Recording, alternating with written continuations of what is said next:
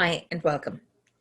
I'm the Reverend Dr. Cheryl Gaver, Presbyterian minister of 3 congregations in Eastern Ontario.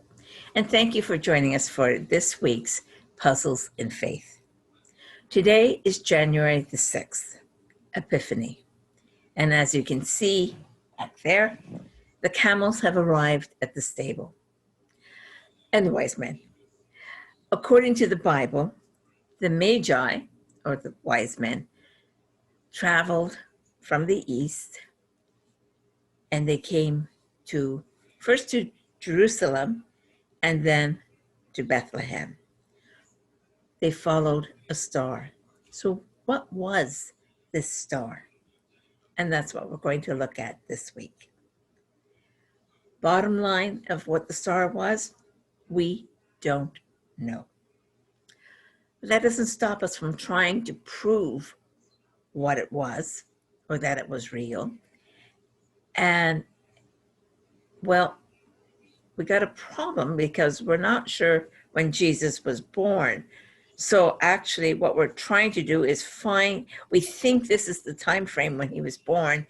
What could have been understood as a star, and that would help us pinpoint exactly when he was born. Does that sound like going around in a circle? A little bit. So we don't know what the star was, but there's lots of guesses. I'm just going to summarize some of those guesses. First, the whole story was made up. There was no star. Fair enough. That's a theory. Secondly, God created the star out of nothing. Poof, there's a star, the wise men follow it, and poof, the star disappears. Because it was a real miracle, we don't have any evidence for it. It wasn't around long enough. The problem with that is God doesn't generally work that way. When we think about a lot of the miracles that we find in the Bible, in the Old Testament and the New Testament, is God takes what was there and does something with it. So when Jesus fed the 5,000, he started with fish and bread, loaves, and it multiplied and was enough to feed people. So creating something out of nothing, not a typical way that God works now, but it's still possible. So then if we look at all the sort of normal, natural laws, ways that could have been seen as a star or interpreted as a star, and we're sort of stuck, as I said, we don't know when Jesus was born, but let's say that time period, 10 BC to 0, somewhere around there. Well, first theory is comet. Comets were often seen as somehow predicting the future. So that would be a really great way for God to sort of call attention to the wise men, and they could even be following it. The problem is comets were omens of bad news. Comets are what you saw when a king died, not when a king was born. So probably not a comet. What about a meteor? A meteor shower. We've got lots of them and they're really bright. Maybe that could have explained it. Well, yes, but meteors tend to fall very fast. They're only visible for a few seconds, maybe a couple minutes. Yes, you might have a shower that goes on for a few days, but you don't have one meteor lasting in the sky. So probably not. What about a supernova? Well, that sounds pretty good. That's a star that's exploding and becoming really, really bright.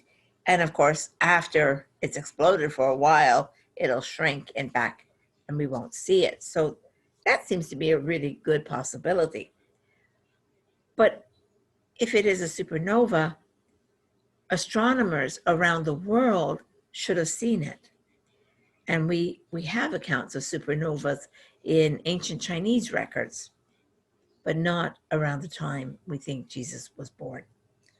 So probably not a supernova. And that takes us back to something a little more mundane,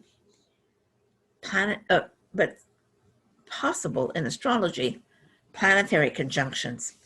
And so we saw in December that Jupiter and Saturn, big planets, were close enough that for a couple of days they looked like they were one star. And then, of course, as they kept traveling, you could see them more. Very impressive sight, and also not common enough that people would say, oh, this is time for the annual conjunction. No, it doesn't happen every year. Sometimes it doesn't happen within a lifetime. Not for Jupiter and Saturn to come together. And then the astrology part, or predicting the future part, where did this take place?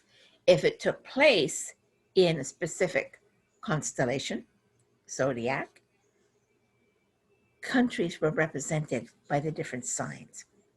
So one of the examples was there was a big planetary conjunction that took place in Aries, the ram, and Aries was seen as the constellation of Judea.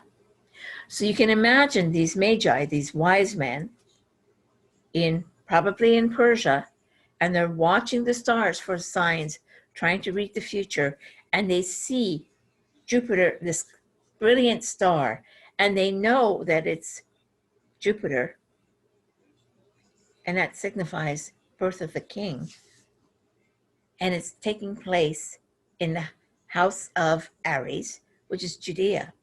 And so they leave home and they travel to the capital of Judea, which is Jerusalem. And they go to King Herod and they say, we've come to see your son because he's going to do great things. And Herod's going, I don't have a newborn son. What are you talking about? And they explain what's happened. So that's when Herod calls the people, his scholars, together, and who's this, and where is it supposed to be? And they find the Messiah is supposed to be born in Bethlehem, and that's why the wise men get sent to Bethlehem. So it's sort of a pretty good explanation, but again, we don't know. However, if we're trying to figure out when Jesus was born, there was this planetary conjunction in the house of Aries in 6 BC, in the spring of 6 BC, which ties in with where we think, or when we think, Jesus might have been born. So who knows?